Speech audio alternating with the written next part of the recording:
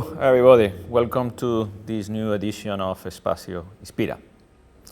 Today, our guest is one of the most influential world leaders in the last century, Jacinda Ardern, former Prime Minister in New Zealand.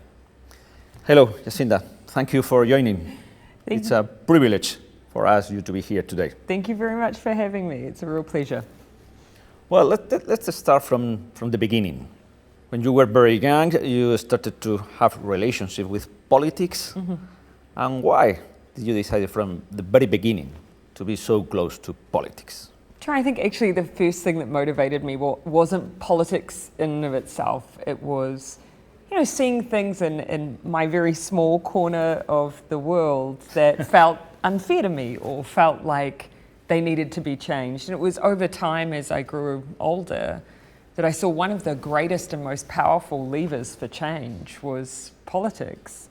And one of the things I commented on when I left politics in New Zealand was I still believe now, as I did then as a young girl, that politics is that powerful lever for change if we choose to use it for good.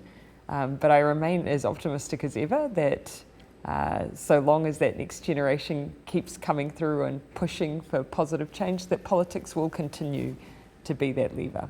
You said that you were living in a small corner of the world, but from the very beginning you started to travel and to have a different experience also in politics in other parts of the world.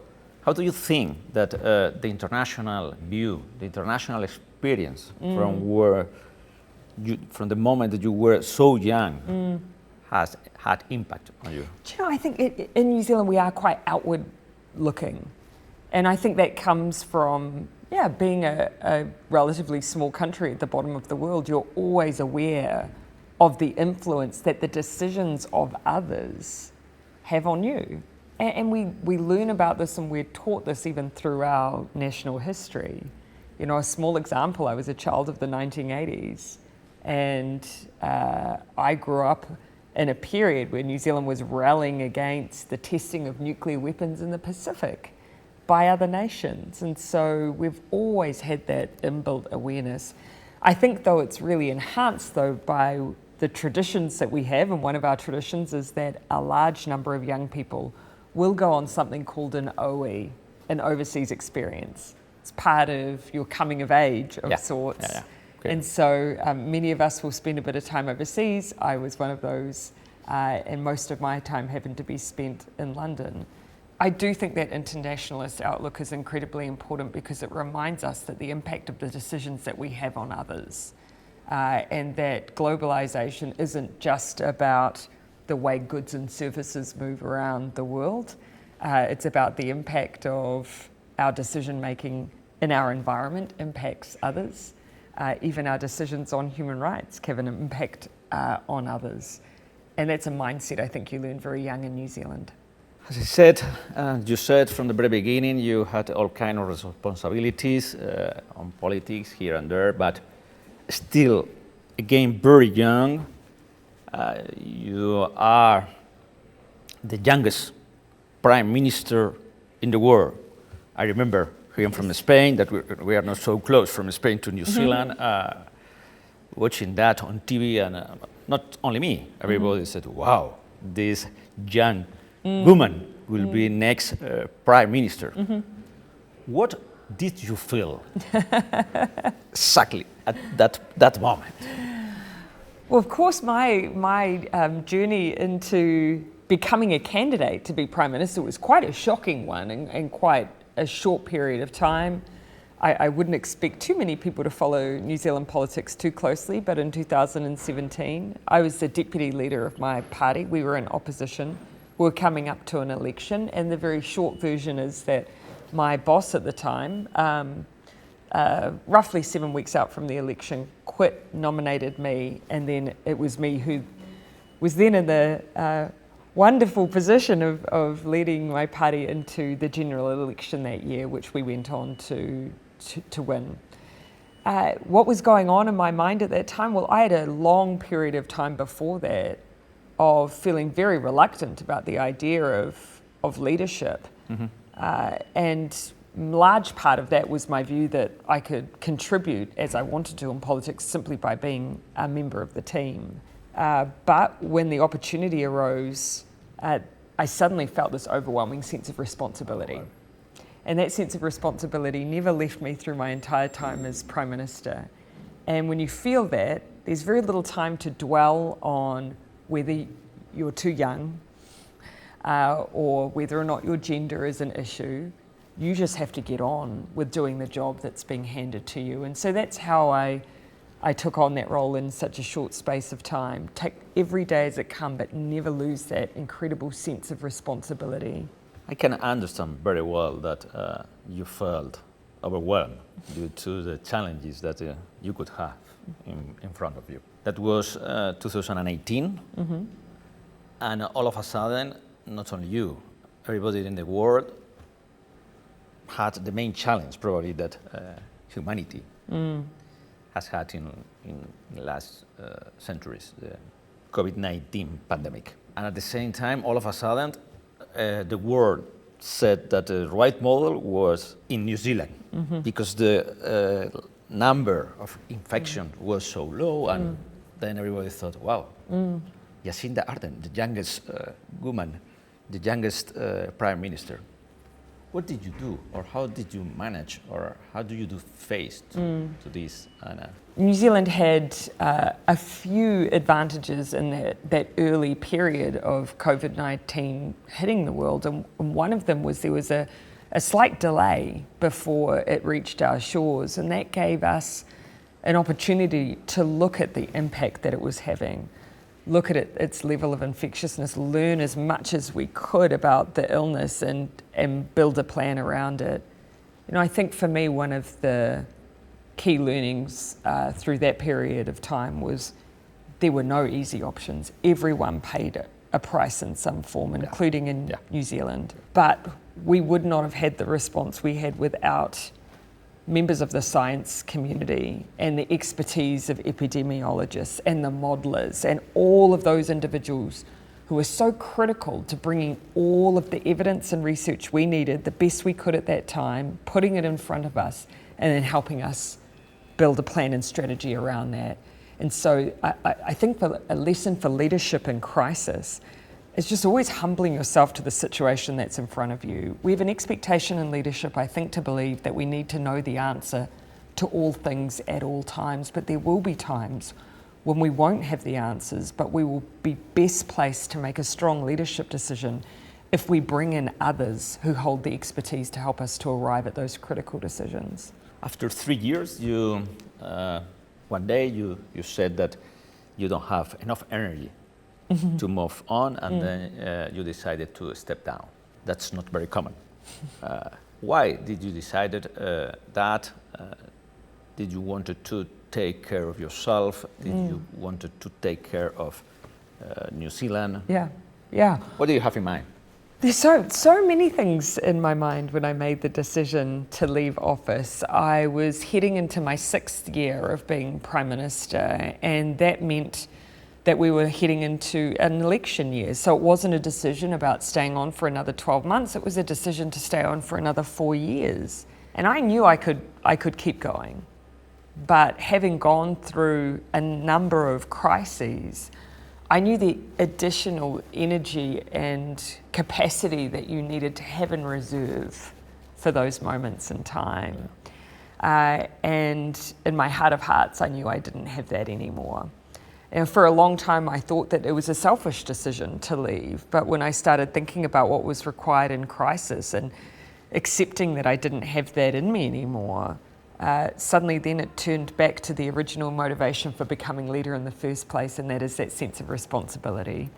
And when I realised that the responsible thing to do was to leave, that's when I gave myself permission to do it. It was a lonely decision, and I think for people in leadership, these decisions can be lonely decisions.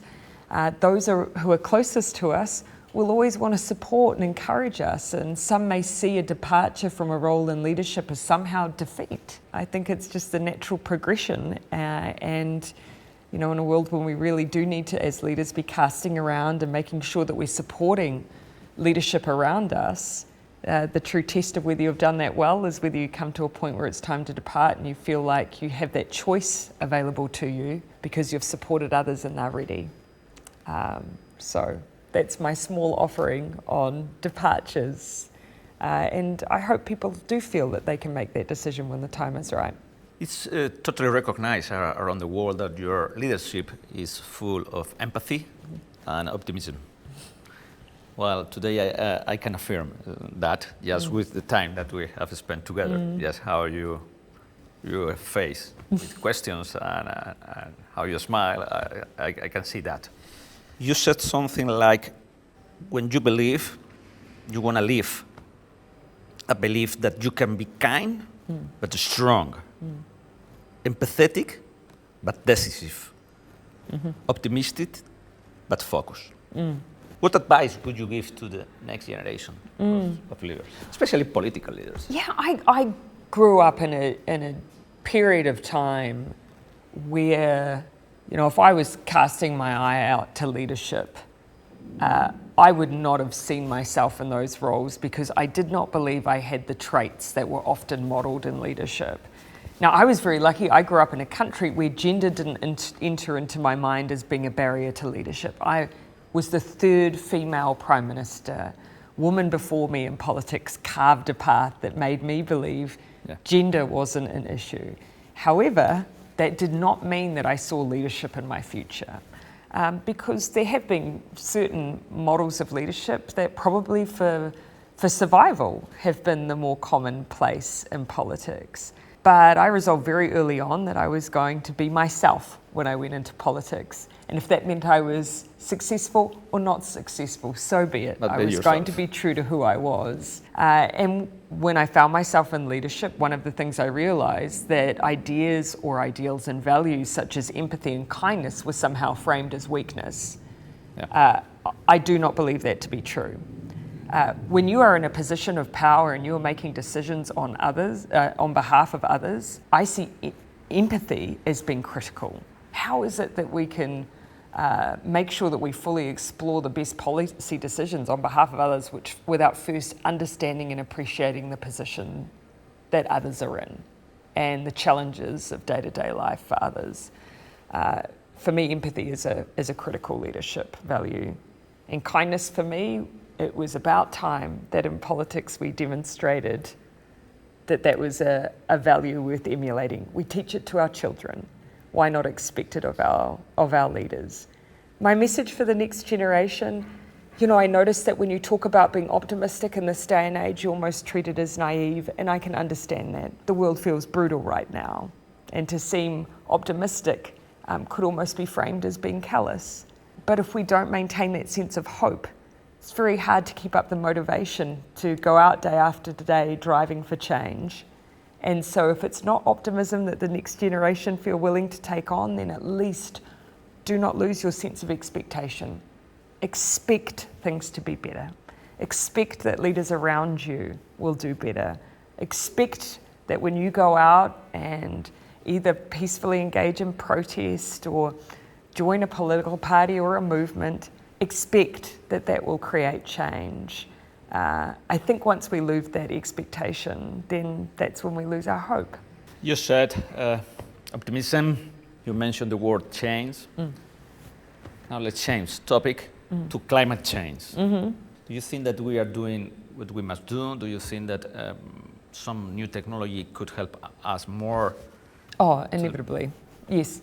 Look, there is no question that the activity out there, some of the best minds out there have turned their minds to climate change. My concern is the speed at which we need to be moving. We need much greater urgency than we have now. I think there are some who are simply waiting for the rules of the field to change. So the private sector may be waiting for government to set requirements that force them to change the way that they operate. When it comes to climate change, we should each bear a burden of responsibility to change the way we're behaving now. Do not wait for the rules to change. Do not wait for the regulation to put an impost on you to change the way you're operating. The science is already there. We know what needs to be done. So it needs to come from every quarter. Government, private sector, civil society and citizens. Every single part of the system needs to be acting on the information we have now. That means that we can hold, of course, some hope and optimism that technology will continue to play a role, but it would be wrong to sit back and wait for that to be the silver bullet, because it will not be. Now is the time. Now is the time. Now is the time. Well, we don't have. We only have time for one more question. That we ask this question to our guests. All of a sudden, now we are in 2035. What would you like that has changed in the world? When you think back to even 20 years ago, and ask someone to name the crises that we may be coming upon, there are some that are still persistent in here, but there are others you wouldn't think to name. And so for me, it would be less about just picking one thing and more about what environment do we need in order to be able as societies to take on any challenge that might come our way. And right now, I think one of the things that worries me most about the world is our ability to form consensus, because if you're unable to form consensus, it's very hard to drive towards a solution, particularly if it's one that requires us to work together collectively or within our multilateral institutions. I would like us to be able to put aside often deep-seated and deeply entrenched positions on, politics, on religion, and just recognize our collective humanity again. Because once we recognize our collective humanity again, then we're much better able and positioned to take on those global issues that we're so deeply affected by. That may seem a lofty goal, but I don't know where we are without it. And so that is my hope, 2035, that we stop dehumanizing one another and we remember our collective humanity. Amazing, Jacinda, amazing. It has been a privilege and a pleasure to have time here in Madrid. Thank you very much. It has been an honor to have that legend, former New Zealand Prime Minister, and always I give thank you to you. Thank you very much for your time. I appreciate it. To all of you who follow Espacio Inspira, thank you once more for being with us, and I see you in the next edition. Thank you so much.